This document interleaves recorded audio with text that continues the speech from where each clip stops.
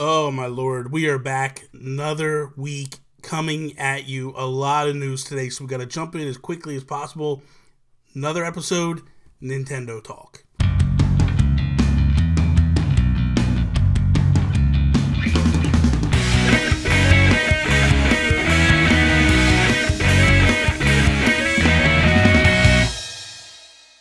What is up, everybody? Bobby here, Nintendo Guru, the breakdown Monday through Friday, every day in between. I take 5 to 10 minutes, take the top Nintendo stories of the day.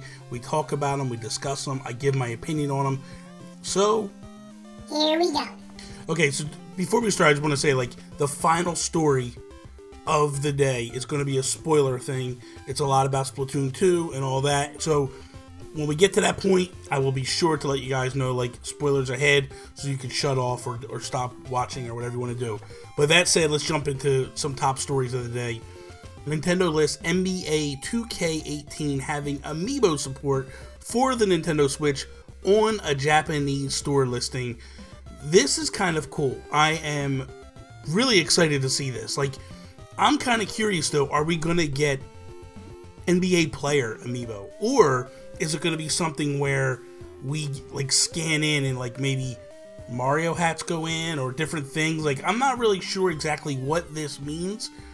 I do like the idea. I like the idea that Nintendo is working with other companies, especially 2K, to do stuff like this. It's going to be rather interesting, I think, to see how this all works out, because 2K is basically a more simulator or a simulation basketball style game. It's not like an NBA Jam or something like that. So this is kind of interesting. And I think a lot of people are excited about this and to see where it goes. So we'll see how that all pans out as time goes on. So this is kind of cool. This is, you know what, man, sometimes a good story comes out of chaos. So if you guys remember a while back, a couple years ago, last year, AM2R was released, another Metroid 2 remake. And it's kind of interesting to see how this all pans out and goes. But essentially, this guy spends, almost 10 years to build this game from scratch. It's a remake of Metroid 2 on the Game Boy. He busts his butt, he creates it, he puts it up, and just as he puts it up, Nintendo hits him with a cease and desist, and it stops, and he has to pull it down. Now, the game does still exist out there, and it's still somewhere in the wild, and you can track it down, find it, play it on PC, and all that stuff. But that said, a lot of people jumped on Nintendo and were upset with Nintendo about this, and what essentially came out of it was he just posted on his Twitter at AM2R Game, "It's a special day for another reason. I'm now part of Moon Studios. I'll be working on level design for Ori and the Will of the Wisps." So, Ori and the Blind Forest was an amazing game, an Xbox exclusive. It is really cool to see that they took this guy, plunked him out of trouble and issues with the whole thing, and kind of, I would assume you'd be upset, right? I mean, you spend a good portion of your life creating this game, and then it gets pulled down.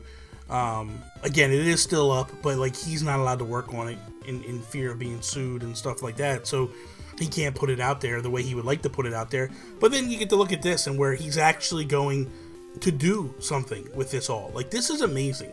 This is really cool. I love the fact that something good came out of all this. You know what I mean?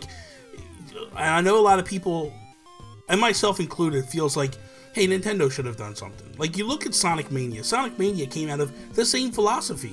Someone's making a game, he's doing a Sonic bit level, and then Sega comes in and says, hey guy, stop doing that, come work for us. You know, they're doing a new Metroid game. I don't see why Nintendo just didn't say, hey, look, we're sorry that we have to shut this down. We have to, for copyright reasons and to keep people from stealing our IP later on in life and all that. But you know what?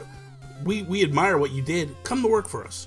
Come put that amazing level design that you do to work for us. But at the end of the day, at least he got a job in the field that he loves, in doing something that he loves. Congratulations, man. This is really awesome. So I tip my cap to you. Phenomenal. Okay, so if you're still here, this is all on you. I can't stop it now. The ship is moving forward. Here we go. Spoiler territory. So, on the last update that we got, some people did some data mining And some new information has been found in the files of Splatoon 2 that suggests new maps and weapons are in the works.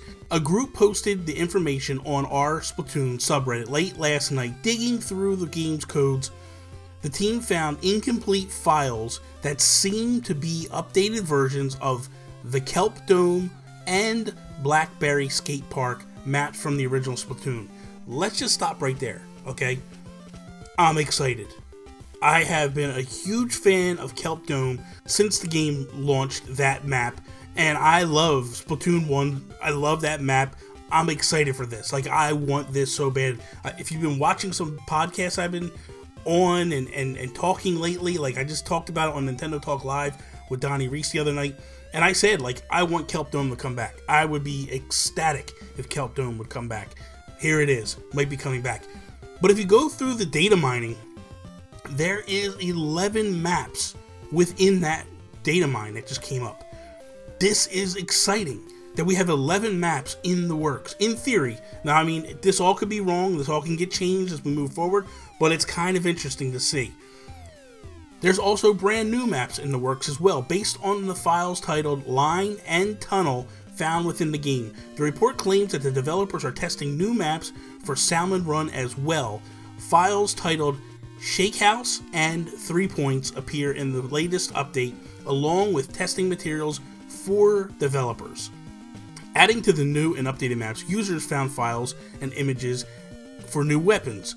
A Grisco brand blaster, charger, and umbrella were found, along with new weapon types called a squeezer. Kind of interesting to find out what that's going to be.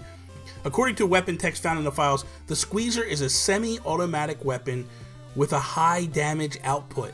The text also messaged an ink wall sub-weapon and a stingray special. These are man, this is some pretty cool stuff. Just the talk about it is getting me hyped up already. So much information.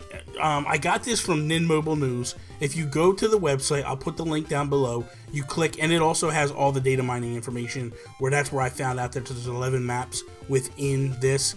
Again, some maps look like they're going to go to Salmon Run. Some look like they're going to be within the games that we play, the multiplayer, the online, turf wars and all that stuff. This is all interesting stuff. I can't wait for more. I hope that a lot of this is true. I guess we'll see as time goes on. So that is all. Thank you guys for watching. I hope you enjoyed this episode of Nintendo Talk.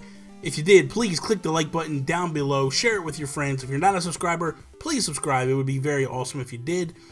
Follow me, Instagram, Twitter, @Nintendo Gurus. That is all. See me later.